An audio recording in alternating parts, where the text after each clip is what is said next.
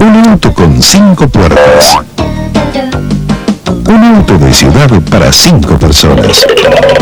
Un auto deportivo con un supermotor.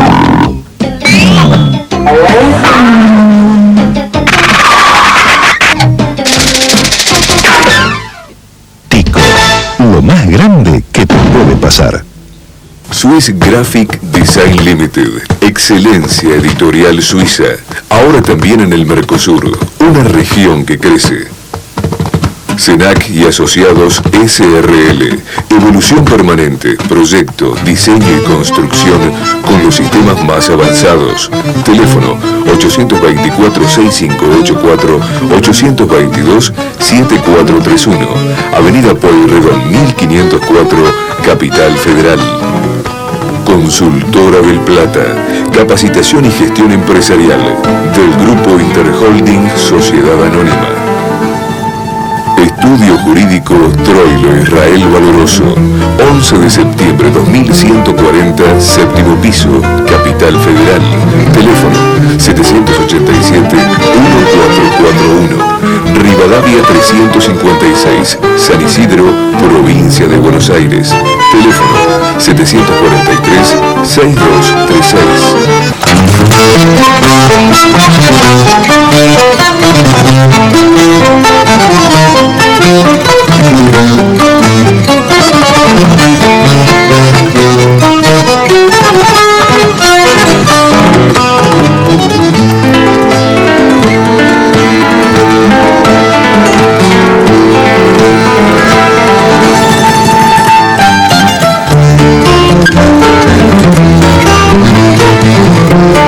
Buenas noches.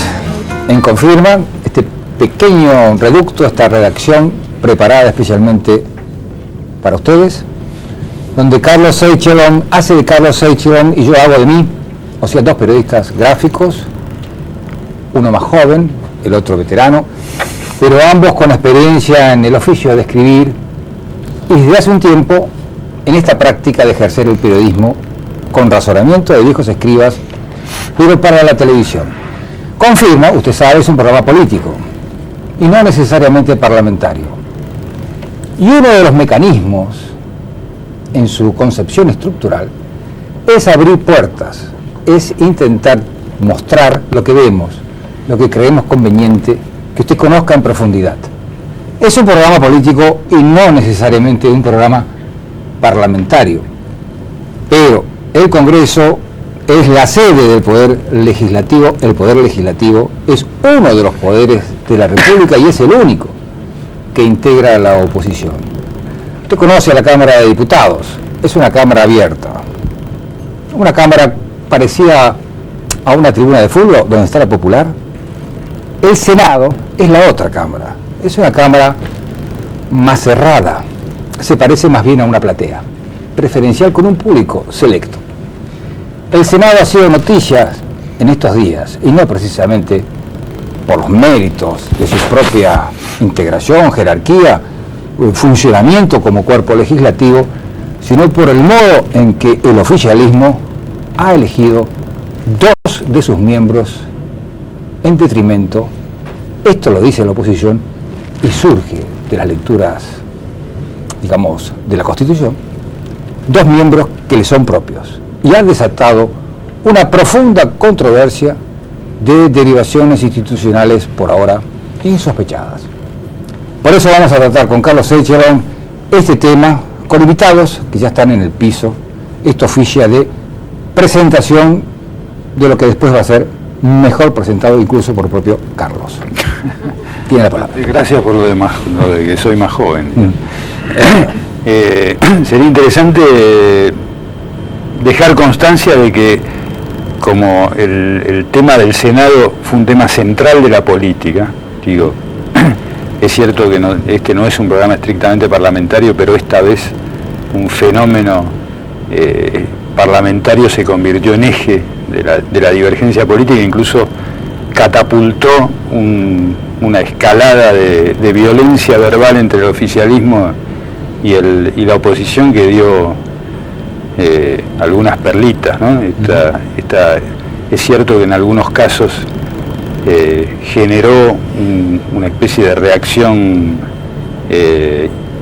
intempestiva y con aparición de viejas matices de gorilismo, y es curioso que se refiere a un peronismo que tiene muy poco que ver con el peronismo cuestionador del sistema que todos conocemos. Es decir, que acá estos reflejos gorilas no se explican demasiado bien. No se entienden, ¿no?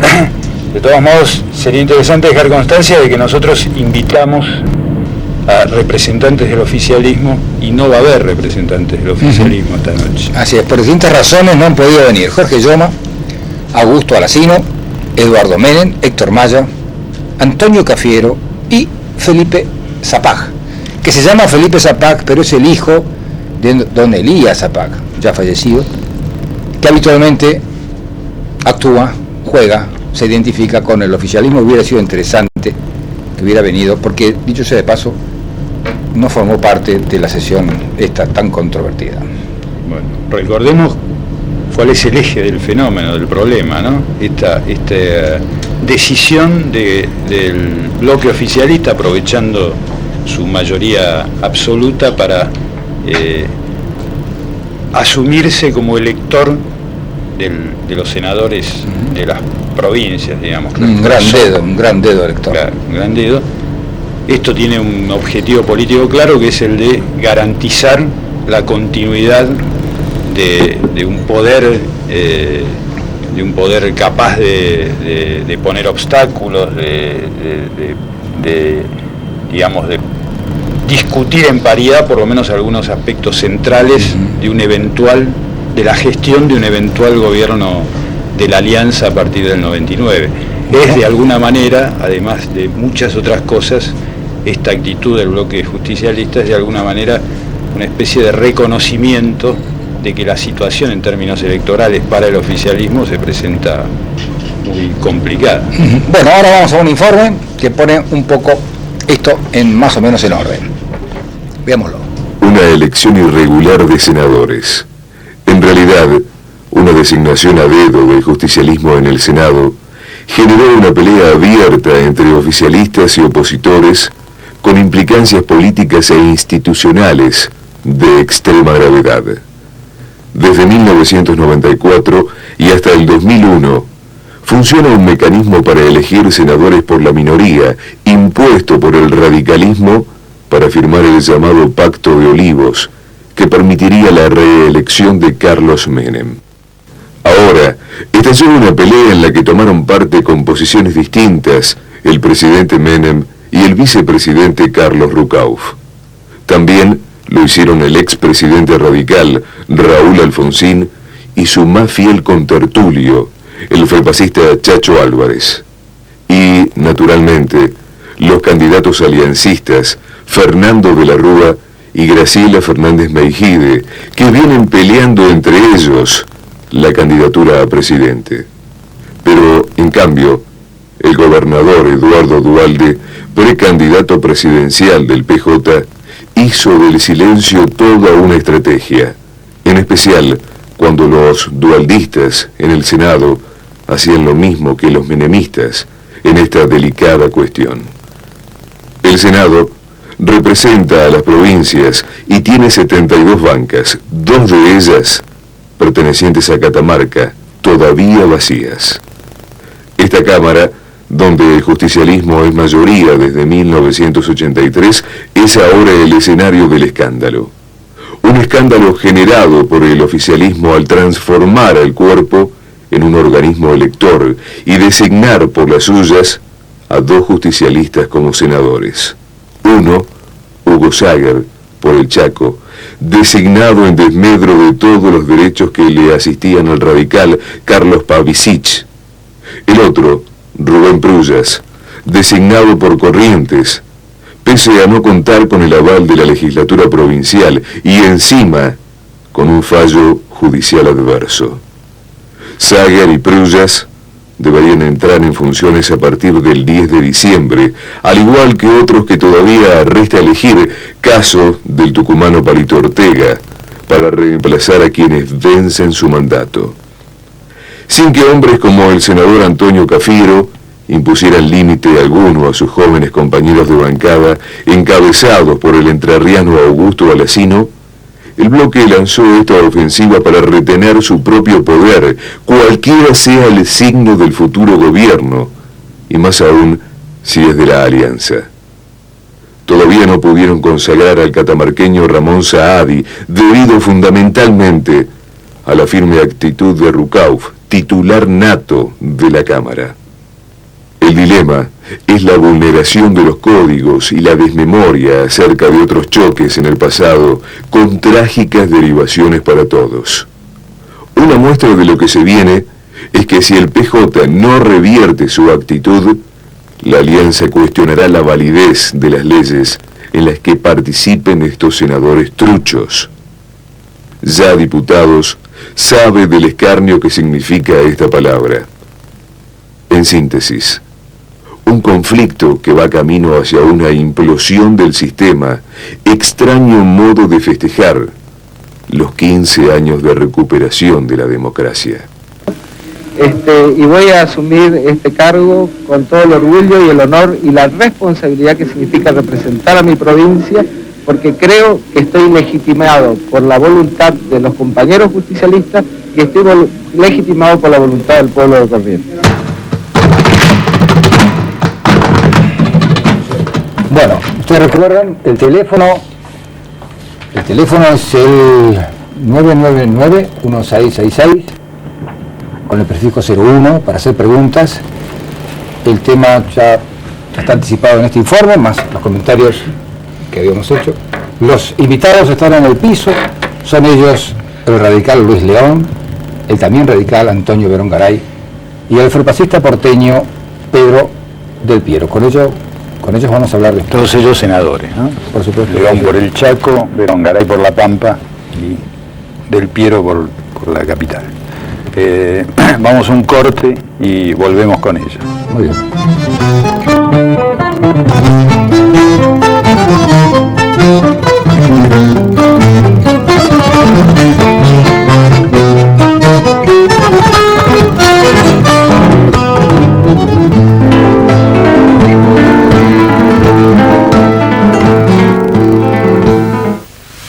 Vacation Points, usted puede disfrutar su propiedad vacacional en más de 30 complejos turísticos de Argentina, Brasil y Uruguay. Vacation Points es el punto de partida hacia sus mejores vacaciones. Vacation Points, Avenida Córdoba 939, primer piso, Capital Federal. Teléfono 01-393-0801.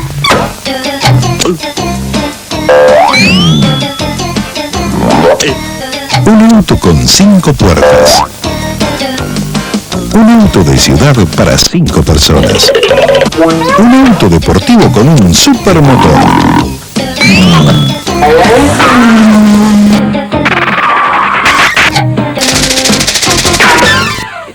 Tico, lo más grande que te puede pasar. Best Western Embassy All Suites, Buenos Aires, Argentina. Un toque confortable y hogareño. Embassy Apart Hotel, Avenida Córdoba 860, Buenos Aires. Teléfono 01-322-1228. Alberto trabaja desde los 14 años. Se levanta muy temprano y se acuesta con el último rayo de sol. Un día, él perdió su trabajo, pero lo que nunca perdió fue la fe y la esperanza de progresar. Pensando en esto, desarrollamos Manos Bonaerenses para que Alberto y todos los que están en su situación tengan la oportunidad de seguir adelante. Por eso, en el Consejo Provincial de la Familia y Desarrollo Humano, estamos generando microemprendimientos para que cada uno de los beneficiados sea su propio jefe. Consejo Provincial de la Familia y Desarrollo Humano, construyendo los cimientos de una sociedad mejor.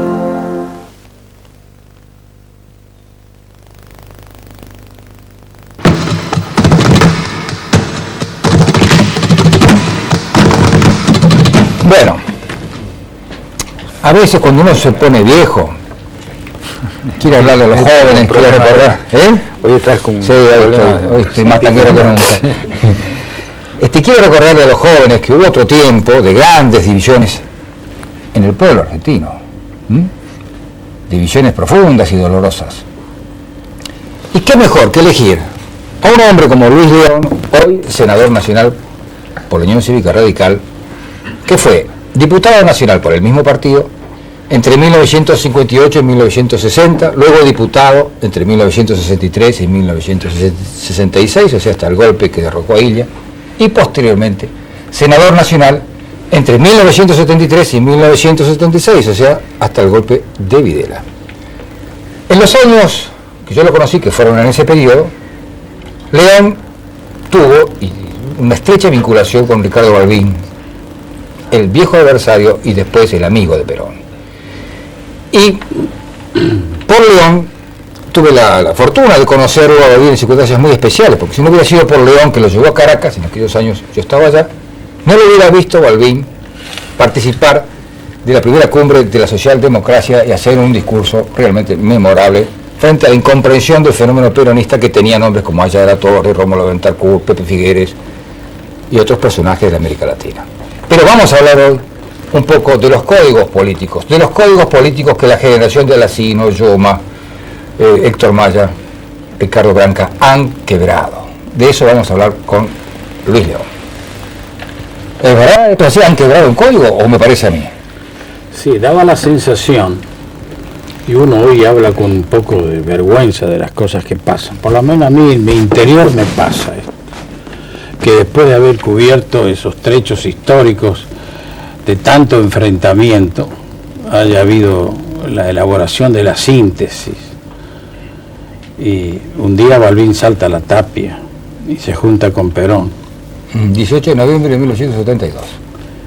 Yo asistía a conversaciones entre Perón y Balbín y daba la sensación de que Perón no es Menem, por supuesto. Para mí el presidente es un gato frente a Perón. Es decir, la historia... ¿Usted dice por lo felino?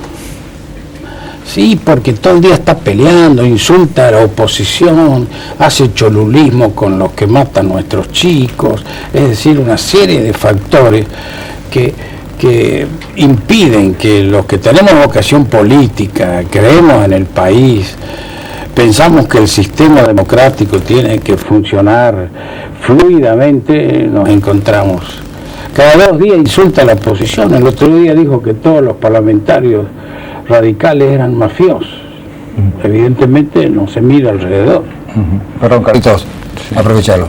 No. Usted estaba explicando en qué medida esta actitud, la actitud de hoy del bloque de senadores del justicialismo, implica una ruptura de códigos respecto de los que regían la vida. En la historia matizada de los enfrentamientos del radicalismo, que fue una especie de resistencia al comienzo, al avance así muy poderoso del justicialismo, con algunas actitudes de exceso autocrático. Por ejemplo, yo era estudiante, iba mucho al Congreso, iba mucho a la Cámara, y he visto cómo el peronismo echó de la Cámara de Diputados a Ernesto San Martino, a Atilio Cattaneo. Recordemos que Ernesto San Martino fue el autor de aquella famosa frase sobre el aluvión zoológico, en referencia como caracterización de quienes habían hecho el 17 de octubre. Lo echó a Atilio Cattaneo, a Rodríguez Araya,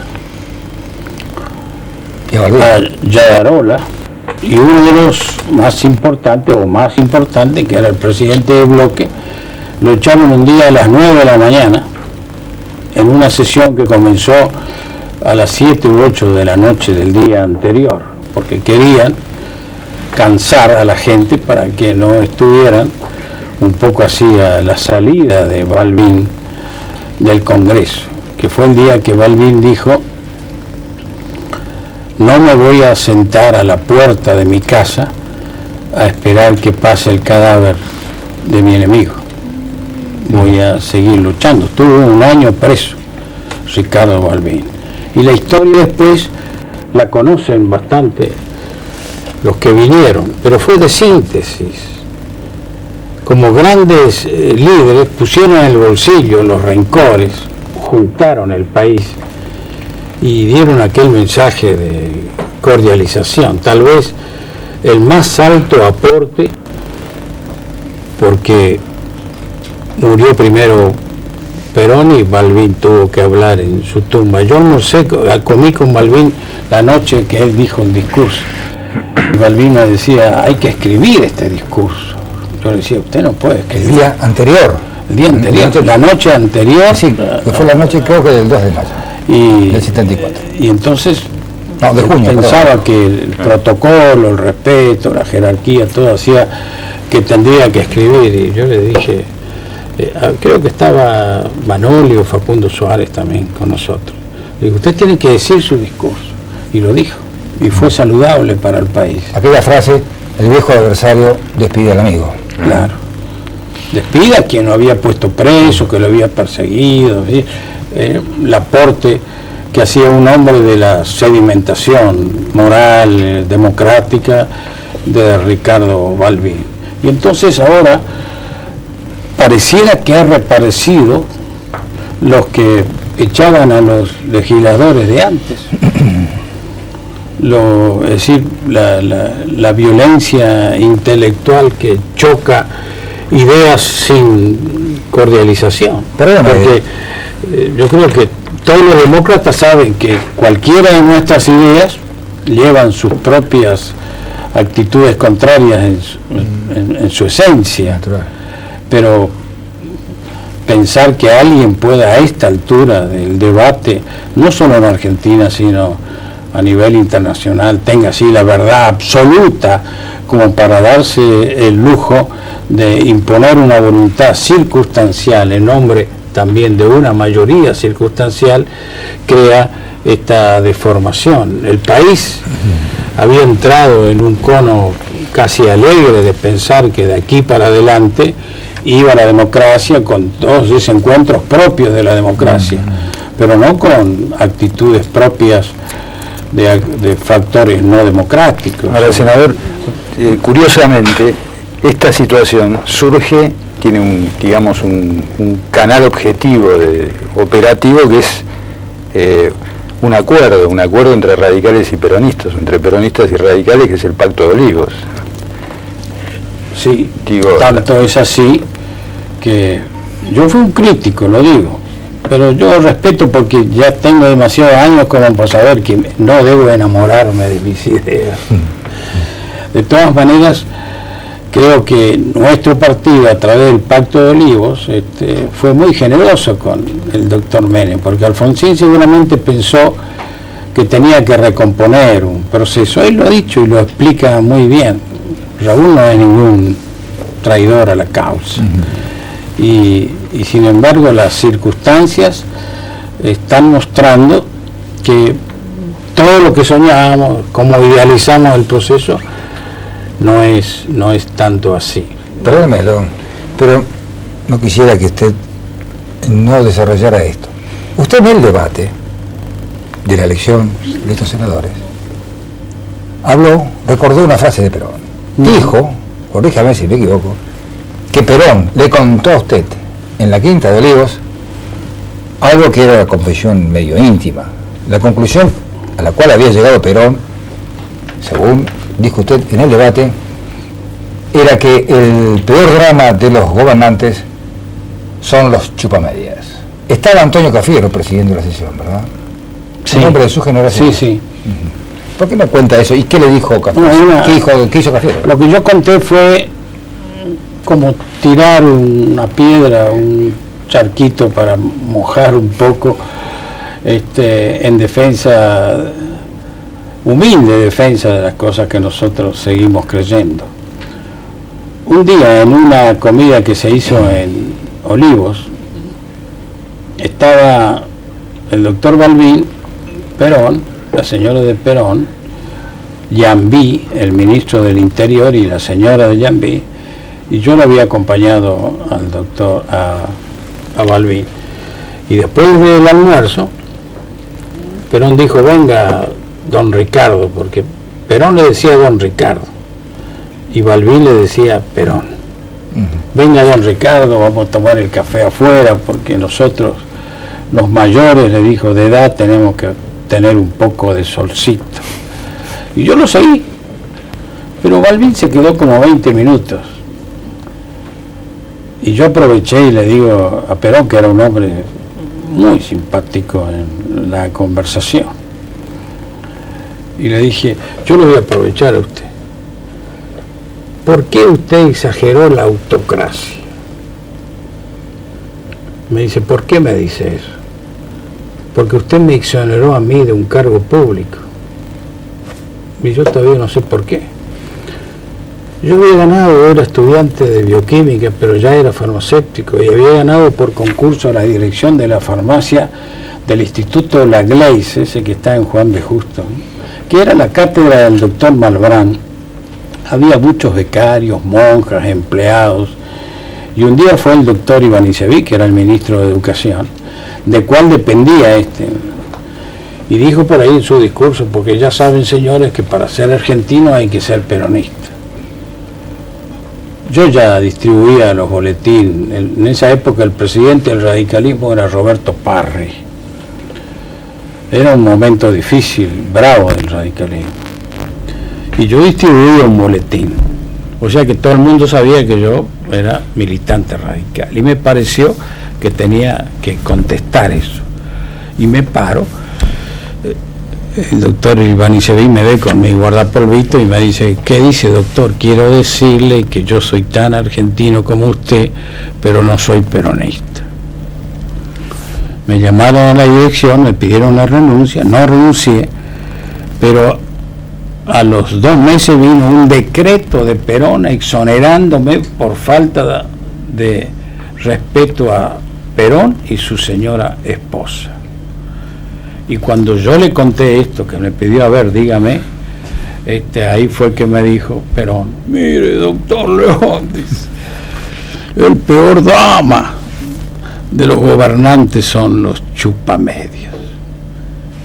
Y debo reconocer que yo tuve demasiados chupamedios.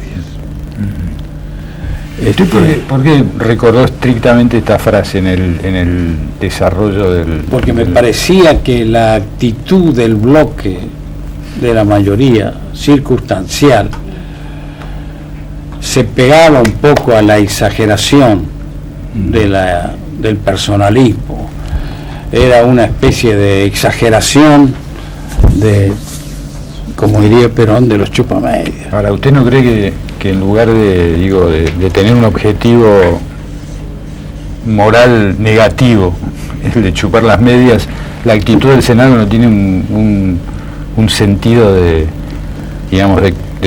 conservar porciones de poder concreto como sea, digamos? Sí, pero ¿sabe lo que pasa? Es que si a esta altura del proceso histórico nuestro que queremos, y el pueblo sobre todo ha hecho grandes esfuerzos para asimilar una vocación democrática, y hoy más porque está mal el pueblo argentino y sin embargo quiere caminar los caminos de la tolerancia, es... El señor radical, el radical balvinista, es una frase de Balbín. Bueno, continúe. Es esta deformación que vivimos. ¿Usted cree que... Yo creo que esto no le hace feliz, y espero que sea así, ni a los que tienen un voto más para imponer sus circunstancias. Por supuesto, pero Debería haber hablado Cafiero entonces. Porque agrede a esta historia que estamos tratando de hilvanar los argentinos, donde todos estamos haciendo sacrificios. Yo, por ejemplo, soy del Chaco. El Chaco, ocurrentemente, se le ocurrió a la mayoría de senadores peronistas o justicialistas, hace las últimas 3 elecciones, no digo tanto lo que pasó en el estatuto transitorio para no complicar a gente que nos está escuchando, pero han 3 elecciones en el Chaco que gana la Unión Cívica Radical. Y formamos un frente que se llamó Frente de Todos, que sacaron 11 o 12 diputados. y 5 diputados radicales venían de antes de la elección anterior. Entonces se hace un frente, lo forma el partido, y el partido, esos 5 eran afiliados al partido, militantes del bloque anterior.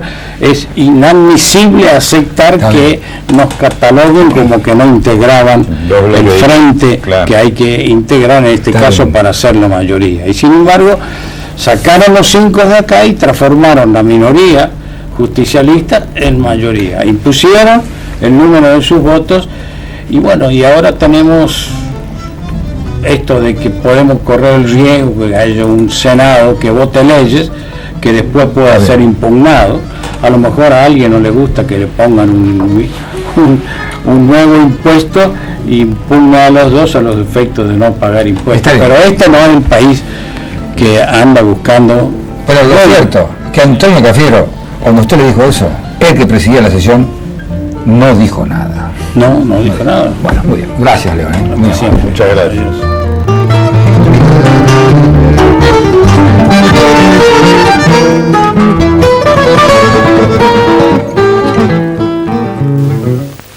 Con Vacation Points, usted puede disfrutar su propiedad vacacional en más de 30 complejos turísticos de Argentina, Brasil y Uruguay. Vacation Points es el punto de partida hacia sus mejores vacaciones.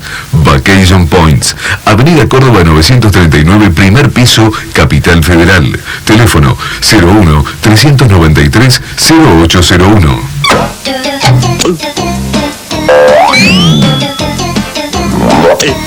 Un auto con 5 puertas. Un auto de ciudad para 5 personas. Un auto deportivo con un supermotor.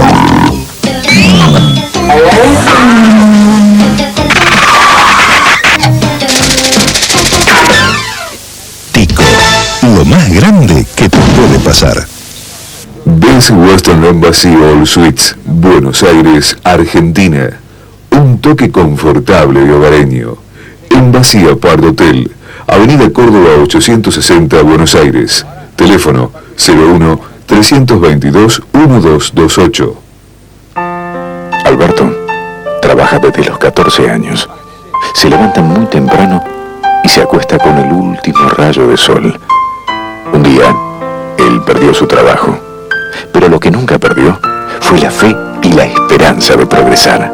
Pensando en esto, desarrollamos Manos Bonaerenses para que Alberto y todos los que están en su situación tengan la oportunidad de seguir adelante. Por eso, en el Consejo Provincial de la Familia y Desarrollo Humano, estamos generando microemprendimientos para que cada uno de los beneficiados sea su propio jefe. Consejo Provincial de la Familia y Desarrollo Humano, construyendo los cimientos de una sociedad mejor.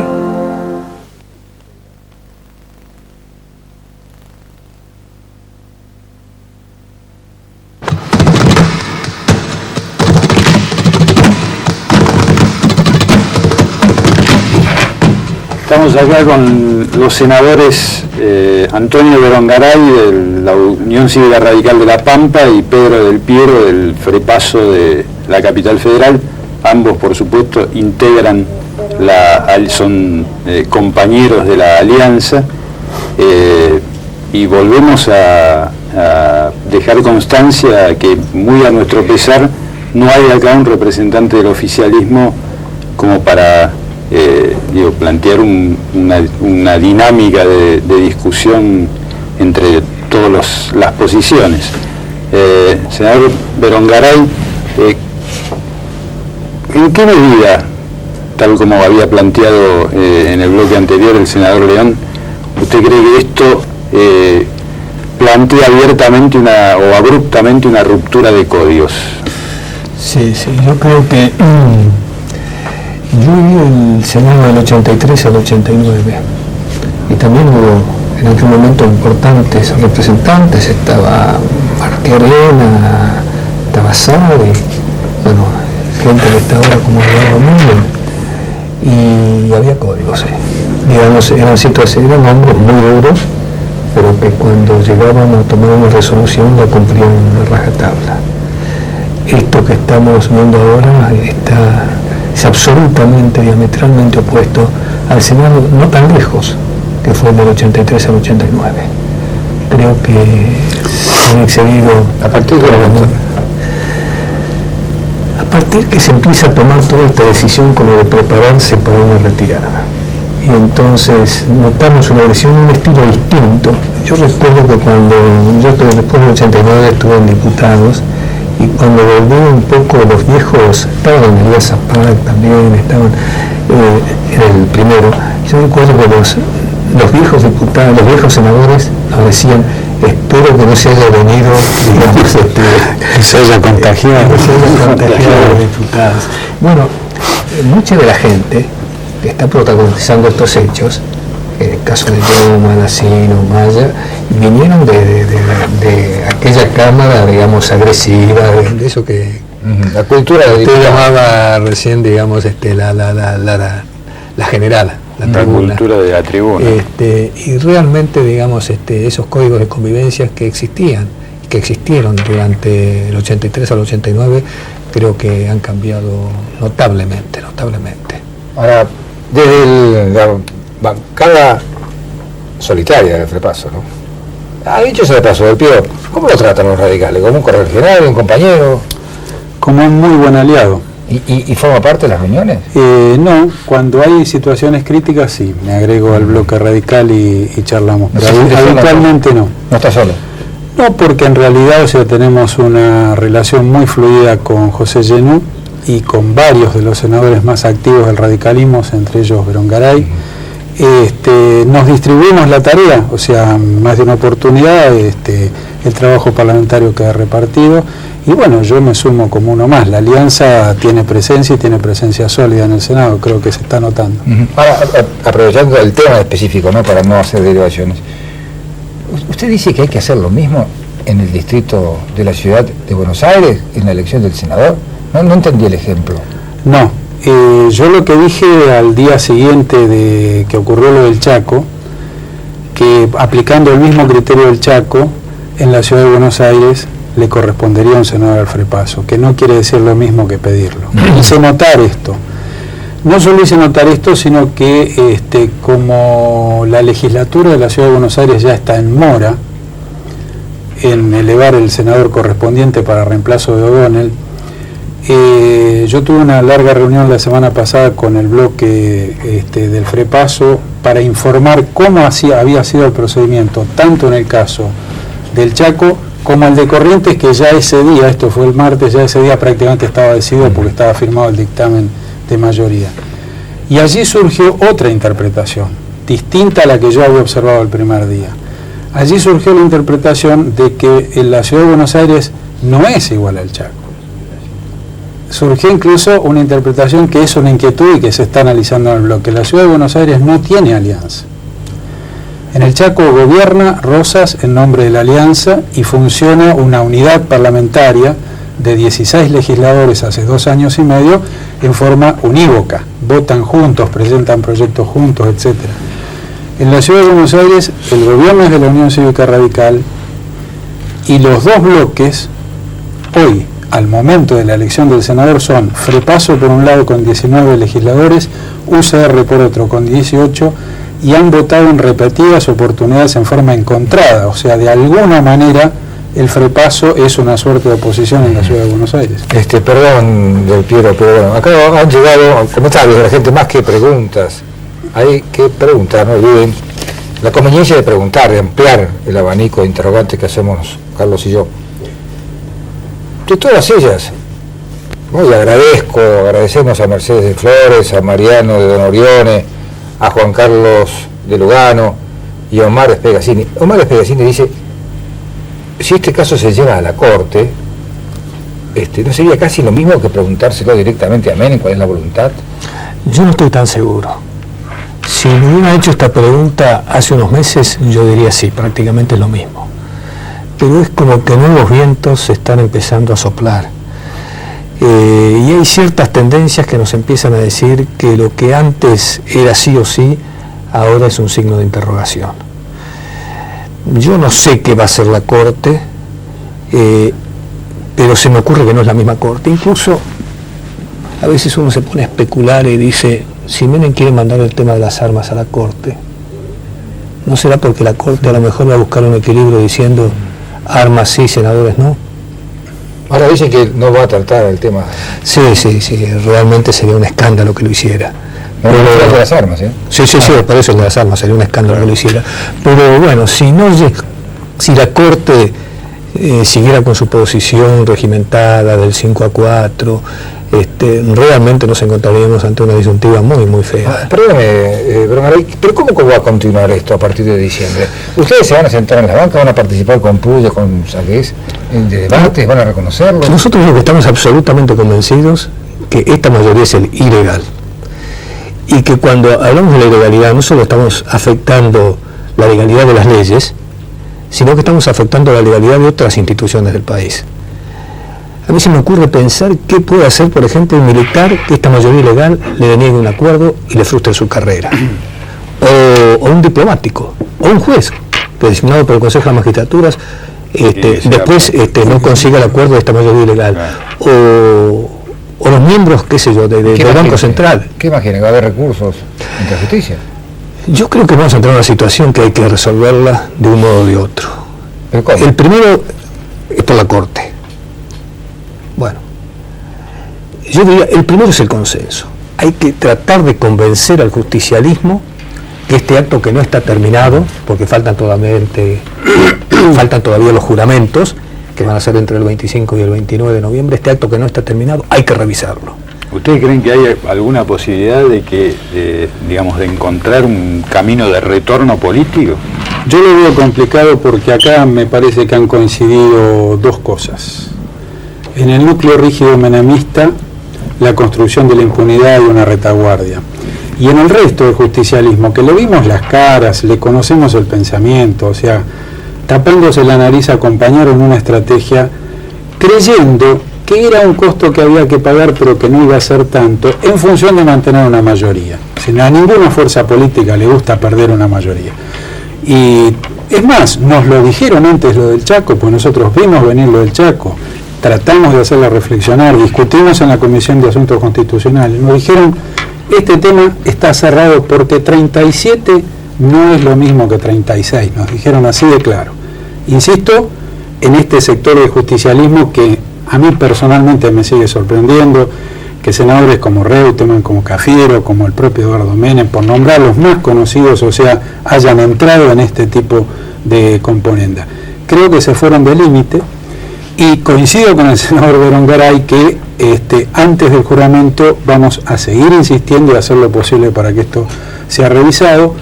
Lo veo muy difícil, insisto, pero hay que seguir peleando. Pero me permite, porque esto es demasiado amable, y yo creo que los radicales algo tienen que ver. Sí, no tanto el caso del Piero, que es un recién llegado, pero los radicales, hace años que están instalados en la política, son los padres de los justicialistas, son una parte activísima en el Congreso y en la Cámara del Senado, aunque nunca ha sido mayoría, y hasta ahora la relación radical justicialista ha venido funcionando bien, ¿no? De golpe se produjo esta hecatombe, pero venía funcionando bien, a tal punto que los radicales convalidaron la elección de Alberto Tell como senador, por la elección que se hizo en la legislatura de Jujuy. Es un arreglo entre radicales y justicialistas. No, ahí hay un error de información. Nosotros votamos en contra de Tell en el Senado. Efectivamente, en Jujuy el radicalismo había votado con Tell. Nosotros en el Senado entendimos que la designación estaba mal hecha y votamos en contra de Tell. Pero sí es el tema Meneghini, ¿no? Sí, pero el tema Meneghini es distinto. Meneghini tenía diploma. Había el acta que decía que los 15 radicales a quienes les correspondía la designación de Meneghini por Santiago del Estero por la minoría, fue el título y el diploma que tuvo Meneghini, que no tuvieron Prullas y que no tuvo Sayer, porque ellos no tuvieron ni siquiera el acta que los convalidara. Desde el punto de vista legal, institucional y por supuesto desde la realidad política, dos situaciones distintas. Pero digo, de todos modos, con el caso de Meneghini, más allá de la justicia de la designación de Meneghini, porque y de la legalidad también, o de la legalidad, sí. Digo, es cierto que los radicales convalidaron una situación en la cual el Senado se convirtió en el elector del Senado. Pero no es así. El Senado no estaba eligiendo en el caso de Meneghini, estaba diciendo aquí hay un diploma que es inválido y aquí hay un diploma que es válido. El diploma de Castiglione, que había venido con los 18 votos de Juárez y uno solo del MIP, fue un diploma inválido. Analizó el Senado los dos títulos. Yo como elector, no como elector, sino yo como, digamos, juez de los dos títulos, vio el título de 18 votos de Juárez y uno del MIT y dijo, este título es inválido. Y vio el título que también estaba, que era el acta, que tenía los 15 votos de Meneghini, y dijo, este es el que constitucionalmente es válido. Meneghini tuvo un título, no es comparable con ninguna de estas situaciones, ni en lo jurídico, ni en lo formal, ni mucho menos en la realidad política. ¿Y en el caso de Saadi? El caso de Saadi me parece que es, desde el punto de vista legal, tiene otra lectura, desde el punto de vista ético tiene otra. Nosotros los cuestionamientos a Saadi lo hacemos no desde el punto de la legalidad, sino desde el punto de vista de la ética, cosa que no se ha hecho con Pavicic, ni se ha hecho, digamos, con el senador por Corriente frustrado. Que quede claro, nosotros en el caso de Corrientes hicimos un dictamen diciendo que ninguno de los dos postulantes tenían título como para ser elegidos senadores, ni Tomasella ni mucho menos este otro señor Purella. Es decir, nosotros pedimos en nuestro dictamen que volviera a la legislatura para que la legislatura resolviera. ¿Qué van a hacer en el tema de Tucumán? ¿Tiene idea? Es un tema que lo va a resolver el justicialismo, digamos. Pero a mí lo que más me preocupa es cómo sigue esta historia. Claro. Este es el tema de fondo. Pero, perdón, usted que viene del peronismo y tiene en este sentido, digamos, un poco participa o tiene, digamos, tiene la experiencia del resabio cultural. No hablo de resabio, justamente, yo no hablo de resabios culturales, porque creo que acá, como una ulterioridad muy preocupante de esta situación del Senado y de algunas otras situaciones, viene toda esta escalada de enfrentamientos donde, por ejemplo, en la solicitada que dio a conocer el bloque justicialista sobre el tema del Senado, usa esta frase, no nos provoquen, que nadie quiere decir nadie sabe exactamente qué quiere decir, pero bueno, es preocupante. Y por otro lado aparecen algunos representantes del radicalismo, por ejemplo, el diputado Pascual, que sostiene que los peronistas siempre han provocado golpes de Estado y habla concretamente del 55 y del 76. Creo en el planteo más efectivamente gorila que he escuchado en los últimos tiempos, el de Pascual, porque creo que la historia es absolutamente distinta.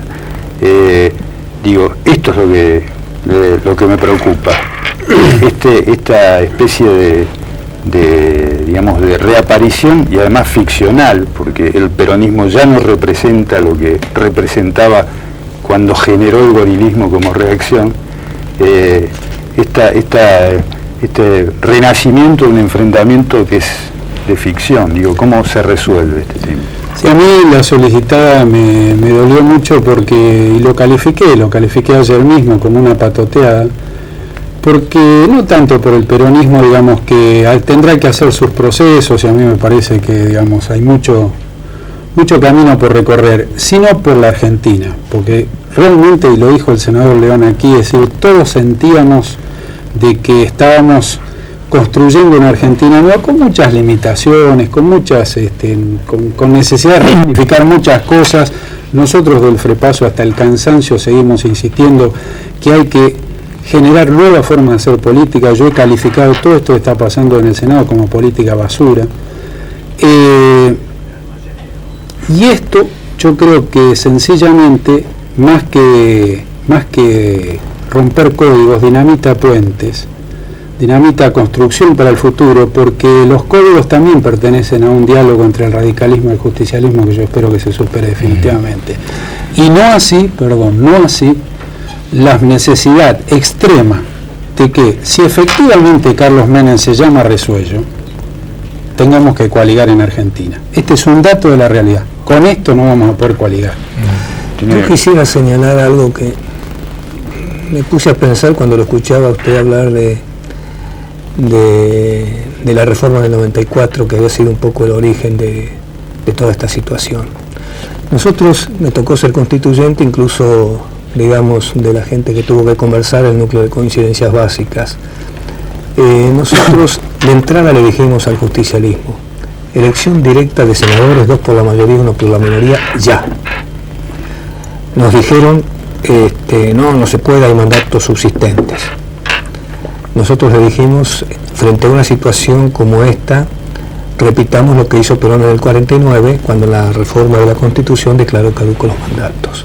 Nos dijeron no, se aferraron a las bancas y como si el cielo se les viniera encima, se negaron, digamos, a comenzar el sistema de elección directa, que hubo que posponerlo hasta el 2001. Frente a esta situación, yo estoy pensando, es un tema para analizarlo, un cuadro así como el 10 de diciembre, el 8 de diciembre, si es que asume el gobierno de la Alianza el año que viene, como esperamos, nos vamos a encontrar lo que yo le comentaba a Armando, con las 3 S, la Suprema Corte, la CIDE y el Senado. No son las 3 A, son las 3 S. Realmente, no. Y yo lo que pensaba, para terminar, es si no va a haber que, reformando la Constitución, derogar la cláusula cuarta y anticipar la elección directa de los senadores. Todo un negocio, ¿eh? Les agradecemos mucho. Muchas gracias, Pedro. Muchas gracias.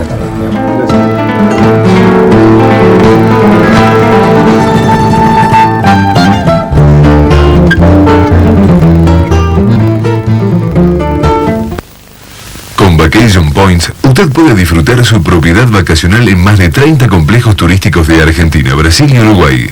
Vacation Points es el punto de partida hacia sus mejores vacaciones. Vacation Points, Avenida Córdoba 939, primer piso, Capital Federal. Teléfono 01-393-0801.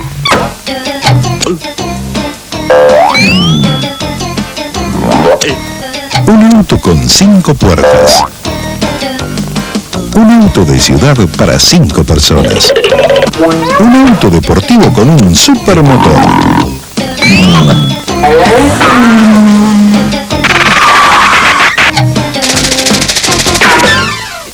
Tico, lo más grande que te puede pasar. Best Western Embassy All Suites, Buenos Aires, Argentina. Un toque confortable y hogareño. Embassy Apart Hotel, Avenida Córdoba 860, Buenos Aires. Teléfono 01-322-1228. Alberto trabaja desde los 14 años. Se levanta muy temprano y se acuesta con el último rayo de sol. Un día, él perdió su trabajo, pero lo que nunca perdió fue la fe y la esperanza de progresar. Pensando en esto, desarrollamos Manos Bonaerenses para que Alberto y todos los que están en su situación tengan la oportunidad de seguir adelante.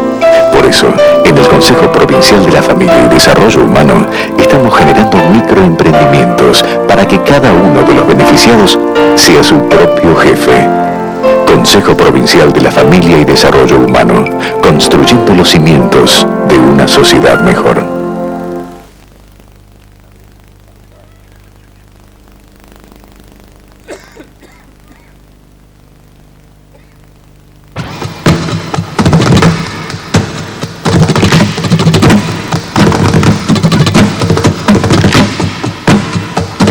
Bueno, antes que nada, hay que ser agradecidos y en consecuencia agradecemos a Aide de Caballito, a Eduardo de San Isidro, José María de Quilmes, a Antonio de la Boca, a Carlos de Mendoza, en fin, a la cantidad de gente que ha llamado, que no ha preguntado, ha opinado. Bueno, Carlitos. Parece que tenemos que ponerle un título a esto, ¿no? Bueno, vos sabés que el Senado es una cámara reservada, ¿no? Intimista, Sí. proclive a las negociaciones. Bueno, ahora estamos en conflicto, pero hay muchas cosas para iluminar en el Senado, ¿eh?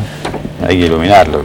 Si hay que iluminarlo es porque no se ve. No se ve. Está velado. Sí, es una cámara oscura. Una cámara oscura. Bueno, podemos ir por ahí, ¿no? El ¿Qué dice? Senado. ¿Eh? ¿Sí? Y se escuchan tus ideas, ¿eh? Ese. Sí. Senado, la cámara oculta, la cámara oscura. Excelente. No. Muy buena la cámara oculta, Carlitos, vamos, ese es el título. andan con intenciones también de legislar sobre las cámaras ocultas, pero la primera cámara oculta que le interesa a la República es el Senado de la Nación. Bueno, queda ese entonces como título. ¿Qué diferencia la Cámara de Diputados? La Cámara oculta. Muy bien. Mira vos. Ahí está. La Cámara de Diputados que tuvo sus diputruchos, que quedó la historia por ella, y ahora viene el Senado a intentar superar ese récord. Bueno, nos encontramos la próxima semana. Muchas gracias.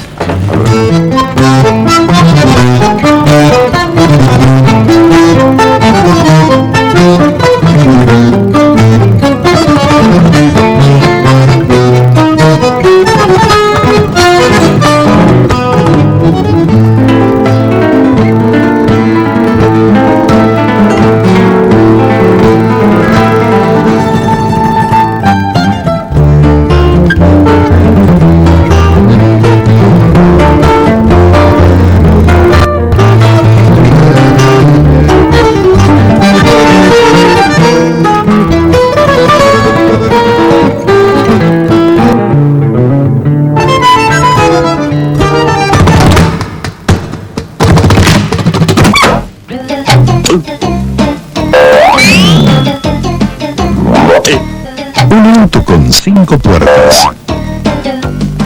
Un auto de ciudad para 5 personas. Un auto deportivo con un supermotor.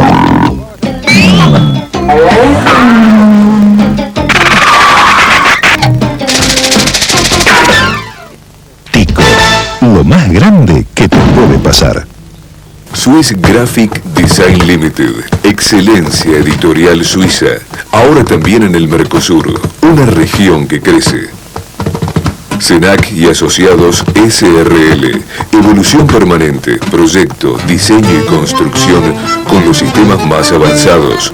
Teléfono 824-6584, 822-7431, Avenida Pueyrredón 1504, Capital Federal. Consultora del Plata, capacitación y gestión empresarial del Grupo Interholding Sociedad Anónima.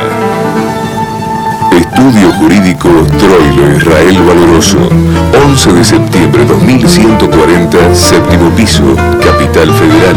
Teléfono 787-1441, Rivadavia 356, San Isidro, provincia de Buenos Aires. Teléfono 743-6236.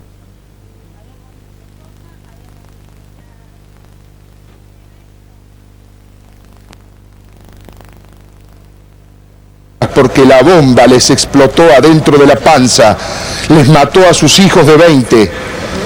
Ana y Norma son las madres de la calle Pasteur. Siguen el camino bíblico que dice justicia, justicia perseguirás. Luchan cada minuto para conseguir justicia para los vivos y paz para los muertos. Paz y justicia. Protestan por tanto crimen impune y por tanto criminal que anda suelto entre nosotros. Ana y Norma y todos los familiares mantienen activa la memoria, porque sin memoria hay olvido, y el olvido es el primer paso hacia la impunidad, y la impunidad es una tragedia que vuelve. Por eso vale la pena repetir: no se olviden de la AMIA, ni de José Luis, ni de la Embajada, ni de Alfredo Poyat, ni de María Soledad, ni de Teresa Rodríguez, ni de Víctor Choque, ni de tantos otros. No se olviden, la impunidad es una tragedia que vuelve. Ana y Norma saben que el gobierno no hace todo lo posible, no avanza ni investiga a fondo como debe ser, hasta las últimas consecuencias. Parece que el gobierno no quiere destapar las ollas podridas de la impunidad, porque tiene miedo de encontrarse con viejos amigos y aliados. Parece que el gobierno tiene miedo de que al destapar las ollas de la impunidad aparezcan antiguas facturas, o peor todavía, parece que el gobierno tiene pánico de destapar la olla de la impunidad y encontrarse con su propio espejo. Por eso, no hay que pedirle perdón al gobierno hay que pedirle explicaciones.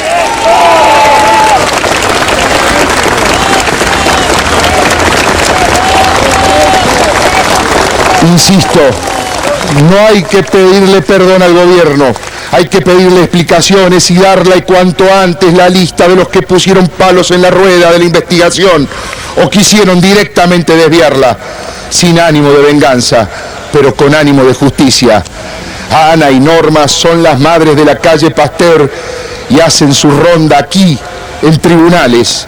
Ana y Norma se niegan a ser sobrevivientes, no quieren sobrevivir, prefieren ser madres luchevivientes y luchar para que el infierno de hace 3 años no se repita, para que los culpables tengan juicio y castigo y para que todos recuperemos la respiración y dejemos de vivir en peligro, para que nunca más el terrorismo mate 86 argentinos, para que nunca más